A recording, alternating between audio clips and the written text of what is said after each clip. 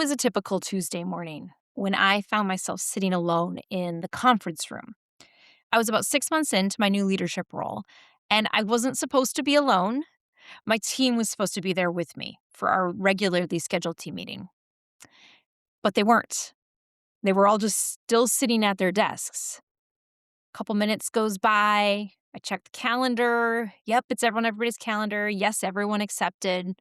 And they were not coming. About 5 minutes in, I was still sitting there and I was just shocked that they were so disengaged.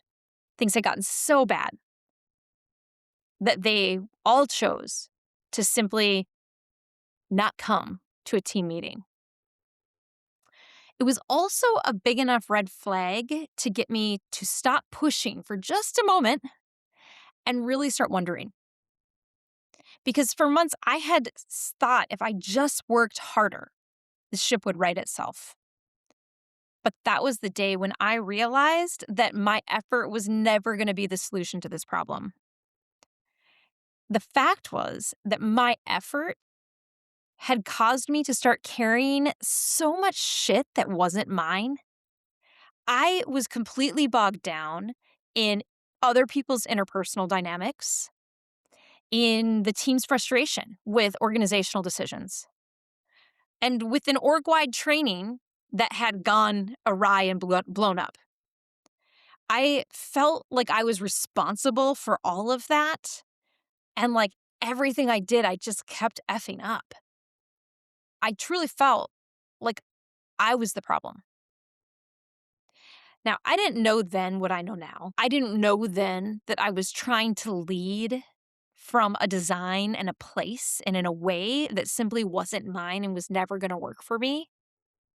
And I didn't realize in that moment that I wasn't the problem, but I was the solution.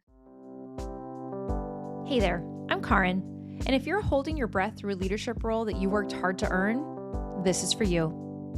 You got the title, and you know you're capable of rocking the role, yet you keep asking yourself, why does this feel so hard? Welcome to your career oasis. Exhale, because here we get into what's actually going on. You've done everything you think you're supposed to do. You took the feedback from your last one-on-one. You read the leadership book that your manager recommended to you. You stayed late on Thursday to finish the deck so that your team didn't have to. And you smiled through the meeting where someone talked over you again because you didn't want to make it a big thing. You've done all those things, and yet you still go home feeling every day like somehow you're getting it totally wrong. But you can't really point to why, because nobody pulled you aside or told you anything specific. It's more like a low hum that is constantly there.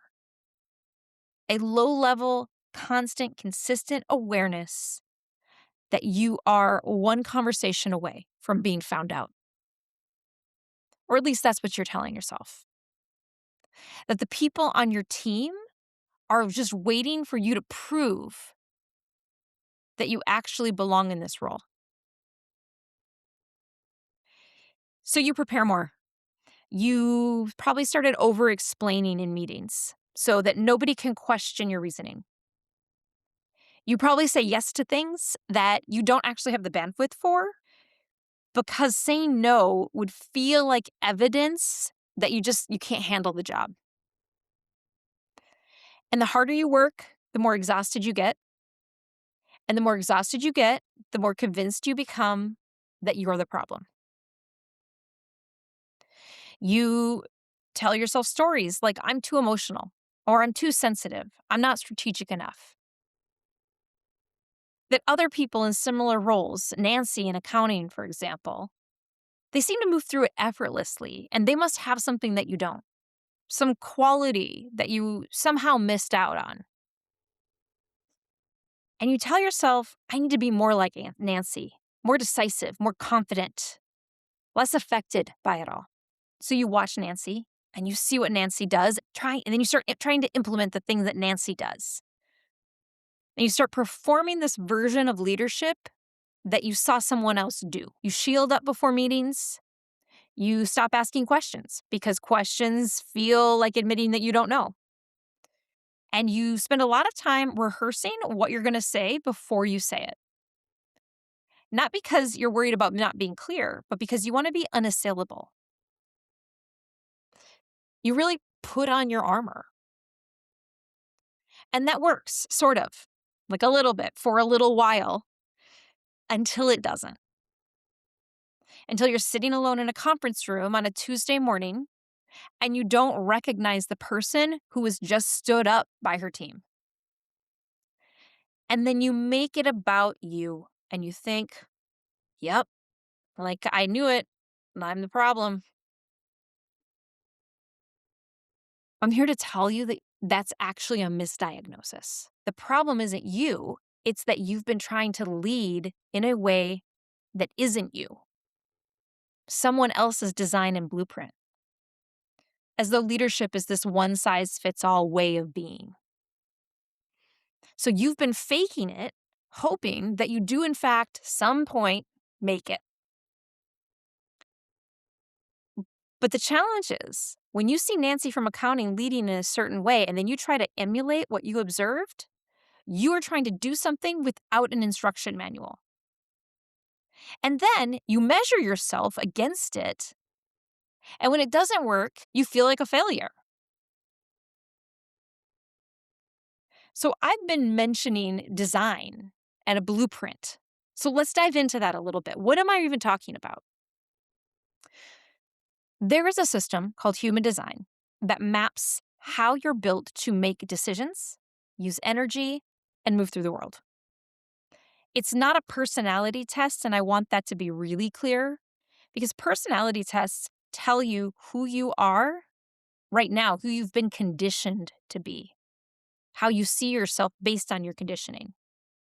Human design tells you who you are underneath all of that. It is your operating system, and you were born with it before anyone handed you programming or conditioning that wasn't yours. And I'll be real. If you're new to this, I want you to know that when I first learned about human design, I wasn't excited. I was actually angry. I felt very confused because I had spent years and years performing, measuring myself up against some standard that I couldn't quite reach. And what human design showed me was that the standard itself was what the problem was. It was built for a different kind of person entirely than who I am and how I'm built. Traditional leadership frameworks often will use something like Myers-Briggs or StrengthsFinder or the Enneagram. And like I said, those are not telling you who you are underneath. They help you understand the right now you, but what they don't do is explain your energy and how it's meant to engage with the energy of others. So there are 5 different ways that you might be wired to lead, decide, and move through the world. The model of corporate leadership was around one of them. The rest of us are just trying to live up to that standard. I'm not going to deep dive into all 5 right now. That is what the free resource in the show notes is for. But I want to give you just enough that something starts to click for you, that you start seeing yourself and understanding why the energetics in your workplace and the way that you feel in terms of other people, why in some cases it's draining for you and why in some cases it's energizing for you. So the first type is a generator. Generators have consistent, sustainable energy. They are built for work, for doing and building, responding, and sustaining output over time. When they are doing work that lights them up, which is very important, that energy is almost magnetic. The rest of us are just drawn into it. Okay, most people can feel it when a generator is doing work that lights them up. There's a subtype of a generator called a manifesting generator, or I might say Manigen or MG for short. They have the same sustainable energy as the generator, but they move a lot faster. They also tend to be very multi-passionate because they move through things very quickly, and they often know a shortcut before anyone else sees it. They've probably often been told they have a focus problem their whole lives because the rest of us don't understand how they can just jump from thing to thing. Now, corporate leadership was largely built by generators and manifesting generators. Most of the systems that we live within were because they are the most common types, and the two of them combined make up over 80% of the population. So the people with sustained energy, drive, and the ability to outwork a room and keep going created the model that says show up early, stay late, and push through because it works for them. And that's fine, it works for them. But for others, that doesn't work. That's not going to work out. So from there, I want to talk about manifestors. Only about 8% of the population. They're built to be the initiators, the ones who can move the energy and create the impact in a way that, and it seems to the rest of us, seems like it comes from nowhere. They don't need permission to move. They just need to inform people, let people know they're going to move, and then do it. They don't need to process. They just go. Then there are reflectors, the rarest type, only about 1% of the population. They are deeply attuned to the health of the systems and communities around them. And they need real time, like a lot of it, before making decisions. And they've probably been told their entire lives that they're too slow. And then there are projectors. This is the fifth type. It's me. So if I say I ever, that's why, because I'm a projector. So projectors make up about 20% of the population. Now, we don't have the same consistent access to that energy that generators do. Neither do manifestors, neither do reflectors. Projectors are not built for sustained output. It doesn't mean we can't work hard. And you might hear projectors weren't made to work. It's not that we can't work, and it's not that we can't work hard. It's just that we're not meant for the sustained long-term output. We are built to read systems, the people, the team, the dynamics, the patterns, and then offer focused, precise guidance. We see things that other people miss. We know things before there is data to support them. And when someone actually invites our perspective, when they say, I want to hear what you see, we can shift an entire room. It sounds like the different energies, that they're very different. But there is something that is true for all five types. It's that we were all handed the same blueprint. We should be following different blueprints, but we were handed one. And that blueprint is the one that says more output equals more value. So you work harder, you stay later, and you push through.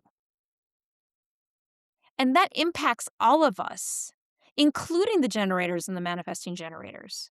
It was designed by them, but it also impacts them in a negative way. So if you're a generator who's been doing work that drains you instead of lights you up, you feel it. If you're a manifesting generator who's been forced into a linear process that makes no sense for you, you feel it. If you're a manifester who's been asked to follow someone else's system instead of initiate your own, you feel it. If you're a reflector who's been pressured to decide before you're ready, you feel it. And if you're a projector who's been trying to match the output of everyone around you, you feel it most. And while your exhaustion might look different and the specific friction you experience looks different, the root is always the same.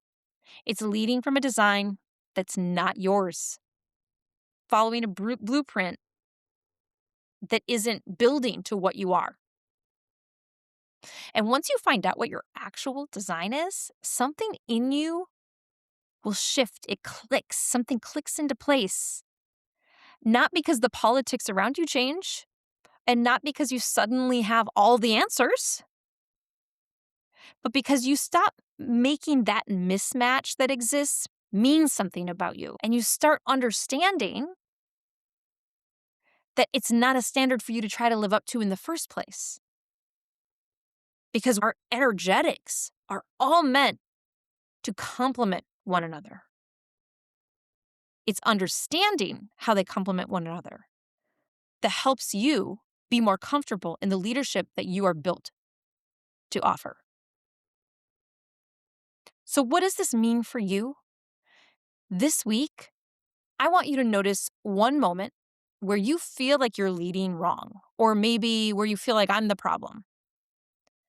And then I want you to ask yourself, wrong by whose standard? Or a problem in what sense?